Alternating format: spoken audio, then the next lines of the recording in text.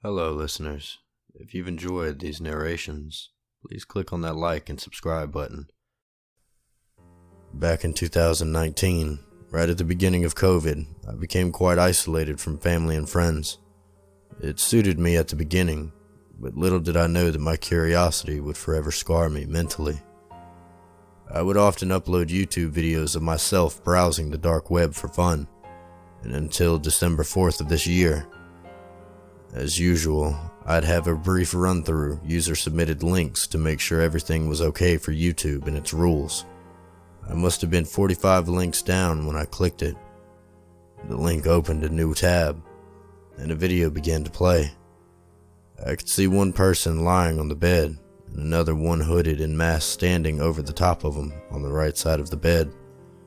And that's when he proceeded to stab the person laying down over and over again. At first, it didn't really faze me. I've seen videos like this before. I thought, until the person finished stabbing the body, and he got up and then began to cut through the meat around the arms and legs.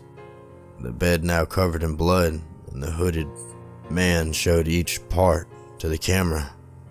I saw through the first 7 minutes thinking to myself, this is a disturbing video to say the least, until I realized that it wasn't just a pre-recorded video. It was actually a live stream, and just as the masked man finished his work, he stopped and walked toward the camera, reaching into his pocket and placing it directly in front of the camera lens. "You're next." The panic set in and I jumped back from my laptop. That's when I realized my camera was on. The screen went black and my name, address and telephone number in big white letters flashed on the screen. I quickly pressed the power down button, but it did nothing. I slammed my laptop shut, turned it over, and ripped the battery out. In my panic, I actually destroyed the laptop, which was stupid, but I wanted that to be the end of it. A few weeks had gone by, and even though I was paranoid beyond belief, I thought it was probably just someone messing around. I was heading out to the shop just down the road when I bumped into someone. I felt a sharp prick in my hand as we collided, thinking nothing of it. I continued towards the shop until my legs began to buckle from under me.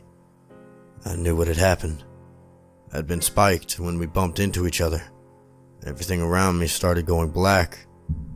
I tried fighting the drug, but the drug finally took over and I collapsed on the street. I thought I was done for until I woke up in the hospital a few hours later, dazed and confused. Panic set in, and the doctors had to restrain me until I calmed down.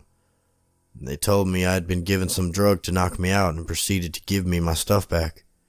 There was a note that read, "Never come back to the dark web. This is your one and only warning." Ever since that day, I've stayed clear of the dark web. But every now and then I still feel as though I'm being watched. Janine had always been a bit of a loner. She preferred the quiet solitude of her small, isolated cabin in the woods to the hustle and bustle of city life. She spent her days working on her art and exploring surrounding wilderness, and she was content with her simple, solitary existence. But one day everything changed. Janine received an anonymous message on the dark web, inviting her to join a secret group of like-minded individuals. The group claimed to be dedicated to exploring the limits of human experience and pushing the boundaries of controversial morality. Janine was intrigued, and despite her reservations, she decided to join the group. At first, everything seemed perfectly normal. The other members were friendly and welcoming, and they shared her love of the unconventional. But as the weeks went by, Janine started noticing something strange. Some of the group activities seemed to verge on dangerous and illegal, and she began to wonder if she had made a mistake in joining. She tried to back out, but it was too late. The group had her under their control, and they were not about to let her go. They pressured her into participating in their increasingly bizarre and dangerous rituals, and she found herself trapped in a web of fear and darkness. As the months went by, Janine's life became a living nightmare. She was forced to do things that went against everything she believed in, and and she lived in constant fear of the group's retaliation. But Janine was a survivor, and she refused to give up. She bided her time, waiting for an opportunity to escape, and finally her chance came. She managed to slip away from the group and make her way back to her cabin in the woods. But the horrors were far from over. As she stepped back into her solitary life, she began to receive threatening messages from the group, warning her that they were coming to get her if she didn't return. Janine tried to ignore the messages, but she couldn't shake the feeling that she was being watched. She started to see strange figures lurking in the shadows, and she heard strange noises at night. One night, as she was working late in the studio, she heard a knock at the door. She hesitated but finally decided to answer it, and when she opened the door, she was confronted by a hooded figure holding a knife. Without a word, the figure lunged at her, and Janine was plunged into darkness. When she came to, she was tied to a chair, and the hooded figure was standing over her. It was the leader of the group, and he had come to finish what he had started. He taunted Janine, telling her that she would never be able to escape their clutches, and that she would spend the rest of her life living in fear.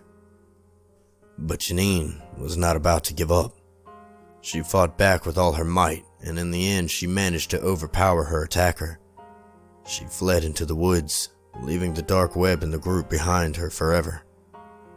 From that day on, Janine lived a life of solitude, but it was a solitude of her own choosing.